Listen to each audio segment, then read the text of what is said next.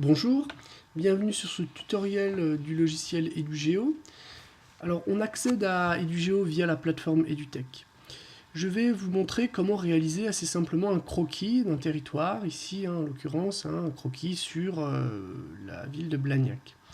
Alors d'abord, l'interface, vous avez en haut à droite le gestionnaire de couches qui vous permet de gérer les différentes cartes que vous allez superposer. Alors par défaut, vous en avez trois. La couche dessin, sur laquelle vous allez pouvoir ajouter vos objets, lignes, points, polygones, etc. Une couche photographie aérienne, et puis enfin la couche carte IGN. Pour chacune de ces couches, vous pouvez les rendre invisibles. Voilà, donc là j'ai plus que ma couche dessin. Vous pouvez effectivement également modifier la transparence de la couche pour pouvoir superposer et confronter l'information qu'il y a sur ces différentes couches. Vous avez également la possibilité d'avoir des éléments sur la source de ces cartes en cliquant sur le i. Vous aurez la date, également la légende des cartes IGN. En haut, ici au milieu, vous avez la couche, l'onglet de dessin. Donc là, vous allez avec la main sélectionner vos objets. Là, vous pouvez dessiner un point, dessiner une ligne, dessiner une surface, un cercle, un polygone, ou bien ici, modifier un objet. Vous avez évidemment la possibilité de zoomer, voilà, sur votre carte. Donc ici, on va rendre par exemple, tac, pour ne voir que la couche, la photographie aérienne. Et voilà. Alors pour réaliser notre croquis, on va passer du mode simplifié au mode avancé. Vous avez là 5 onglets. Donc localiser, pour rechercher une adresse ou une localité précise. La cartothèque, sur laquelle que vous allez utiliser pour ajouter des cartes, des couches à votre gestionnaire de couches.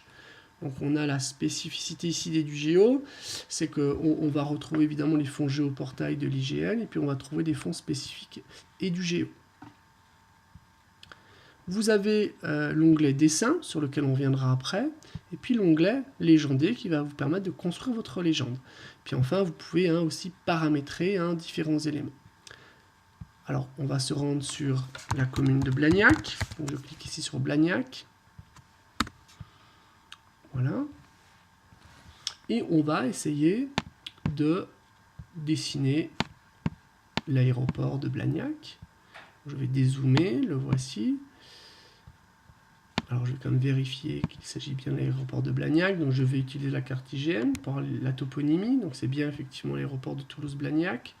Je dézoome un petit peu pour la voir dans son intégralité. Et je vais utiliser l'outil ici, dessiner une surface, pour délimiter mon aéroport. Voilà, alors j'ai mon objet que je ferme en double-cliquant. Donc j'ai même la superficie de 4,33 km². Je peux modifier la couleur de mon objet. Donc je vais par exemple ici utiliser du rouge. Allons-y. Donc là je modifie le contour de la couleur du contour. Je modifie ensuite la couleur du fond. Je peux jouer un petit peu sur la transparence. Allez, on va mettre du rouge. Je peux le rendre un petit peu plus transparent. Voilà. Je peux ajouter du texte sur mon objet. Alors je peux noter par exemple une étiquette en fait, aéroport. Et je vais ajouter cela à ma bibliothèque. Donc j'ajoute ce symbole à ma bibliothèque. Donc j'écris aéroport et en fait là je suis en train de construire ma légende. Et effectivement, si je vais dans l'onglet légendé, je vais afficher la légende et j'ai bien ma légende qui apparaît avec mon premier figuré. Alors on va en ajouter un autre. On va par exemple ajouter une route.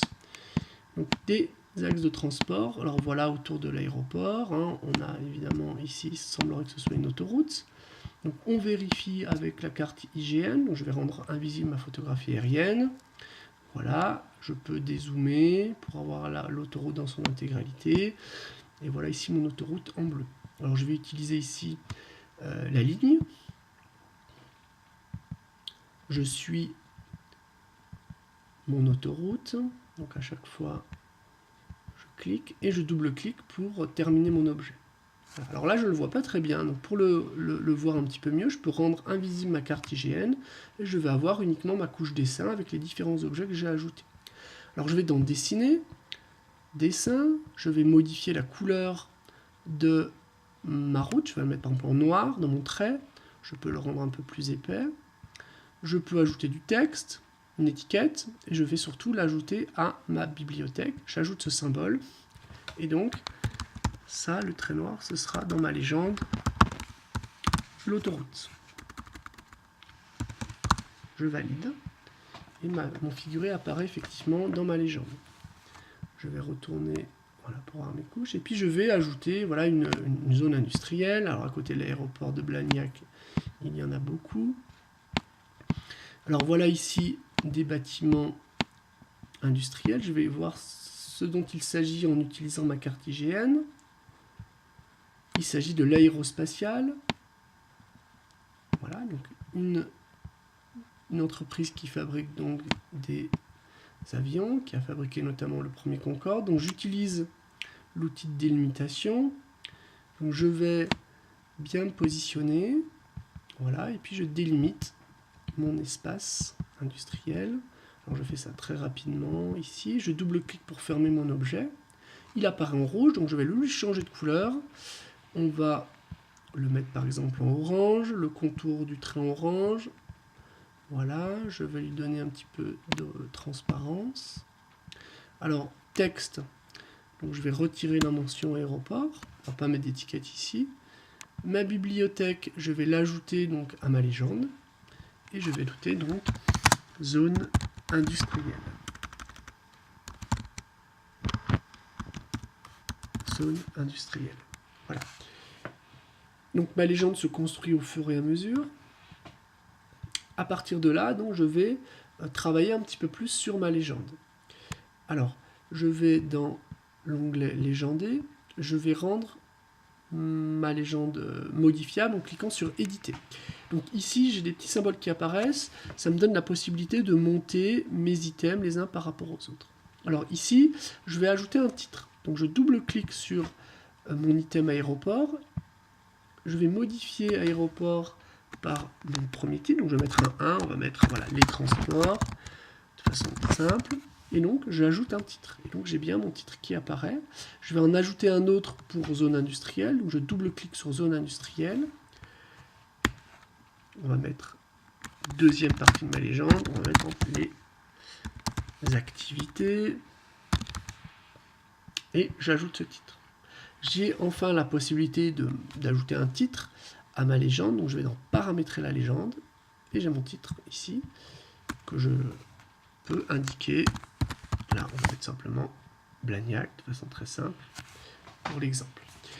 Une fois que j'en suis là, donc je peux dézoomer, j'ai la possibilité de visualiser mon travail, j'ai la possibilité d'ajouter la photographie aérienne au-dessus de mon croquis. Je peux l'imprimer, je clique sur impression, et donc voilà ce que ça rendra à l'impression, ici, avec mon croquis, et puis la légende qui est affichée. J'ai la possibilité de paramétrer, de modifier la taille de ma légende. Je peux l'enregistrer en format PDF, par exemple, en JPEG ou en PNG. Voilà, je peux évidemment modifier mon zoom, et donc automatiquement j'aurai une modification qui se fait sur mon rendu papier. J'ai la possibilité également d'enregistrer mon travail, donc je clique sur ici enregistrer ma carte. Donc soit je vais l'enregistrer sur mon compte, soit je l'exporte au format carte, ce qui me permettra la prochaine fois de par un simple glisser-déposer de visualiser la carte. C'est généralement cet élément-là qu'on utilise lorsque l'on souhaite récupérer les croquis réalisés par des élèves. Voilà, je vous remercie de votre attention. Au revoir.